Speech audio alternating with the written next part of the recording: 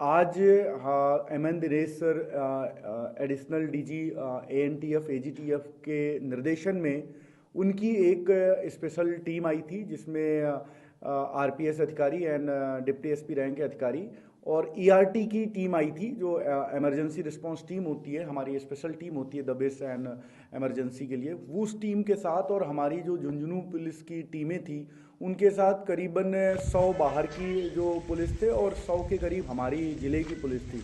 हमने कई चिन्हित जो गैंग के सदस्य होते हैं, आपने सुना होगा डिफरेंट डिफरेंट गैंग हैं जो उसके सदस्य जो झुंझुनू ज़िले के बाई चांस उनसे ताल्लुक़ रखते हैं, उन अपराधियों के खिलाफ हमने दबिश दी है और हमने उनके ठिकानों पर बड़ी ही बारीकी से सर्च की है। उस सर्च में हमें 2 बदमाशों के पास कारतूस और हथियार मिले हैं। एक बदमाश है चिरानी का अनिल, उसका भाई विक्रम। विक्रम के पास हमें 28 कारतूस मिले हैं और दूसरा बदमाश है संजय उर्फ बचिया, उसका भाई है निथिलेश जो पपूरना का है। दोनों थाना खेतड़ी इलाके के बदमाश हैं। इसके यहाँ हमें बचिया के घर पे एक पिस्टल और 3 कारतूस मिले हैं। तो इनके खिलाफ हम संगठित अपराध की धारा 111 बीएनएस और आर्म्स एक्ट की कार्रवाई कर रहे हैं और ज़िले में जितने भी अपराधी हैं उनको एक स्ट्रॉन्ग मैसेज देने की कोशिश एजीटीएफ की तरफ से और झुंझुनू पुलिस की तरफ से ये मुहिम थी कि जितने भी अपराधी हैं उनको हम कहीं से भी पकड़ के निकालेंगे और कहीं भी उन्होंने छुपा रखे हैं। अभी जो हमने कारतूस ढूंढे हैं वो हमने खेतों से और बीज के बोरे खोल खोल के हमने वो ढूंढे हैं। तो हम कहीं भी कोई संदिग्ध सामग्री या अवैध कारतूस या हथियार रखता है तो उसके विरुद्ध भी हम कार्रवाई करेंगे। तो ये जो कार्रवाई है वो अपने एडीजी दिनेश एमएन सर के नेतृत्व में और हमारी पुलिस और जो एएनटीएफ एजीटीएफ की पुलिस है, हमने मिलकर इस कार्रवाई को अंजाम दिया है।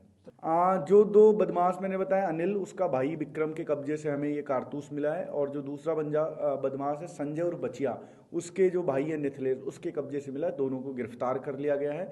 अन्य जो आरोपी हैं उनको भी हमने डिटेन किया है, जो सूरजगढ़ इलाके के हों या वो हम आपको लिस्ट दे देंगे, उनको भी हमने डिटेन किया, पूछताछ चल रही है। बट मुकदमे हमने 2 मुकदमे आर्म्स एक्ट के बनाए हैं। ये 2 तरह की चीज़ें हैं। एक तो जो गैंग बना के वारदात करते हैं, आपने सुना होगा झुंझुनू में पहले एक बड़ा बदमाश 4 गुर्गे पाल लेता है, उस तरह के जो गैंग है उसका मोस्टली है। और बाकी जो बाहर से बैठे हुए अपराधी भी इनको हायर कर लेते हैं, कई बार घटनाएं कर देते हैं।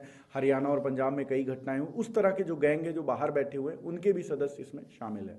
घटना की आशंका ऐसा हम अभी अनुसंधान चल रहा है, बट मोस्ट प्रोबेबली ये क्या है, बदमाश हैं, हथियार लेकर घूमते हैं और भय व्याप्त करने की कोशिश करते हैं, तो उनको हमने कब्जे में लिया है। मैं आपके माध्यम से और स्पेशली आपके ही माध्यम से फिर से अपील करना चाहूँगा, हमारी टीम लगातार एक्टिव, अगर कोई भी इनके संपर्क में आता है उसको भी हम उतना ही जिम्मेदार बनाएंगे जितना ही है। तो युवाओं से यही अपील है कि ये दुनिया छोड़कर और कुछ रोजगार पढ़ाई लिखाई पे ध्यान दो। शेखावाटी हमेशा से फेमस रहा है, आप सभी हमें बताते हो कि यहाँ के लोग पढ़ लिख कर सरकारी नौकरियों में फौज में जाते हैं।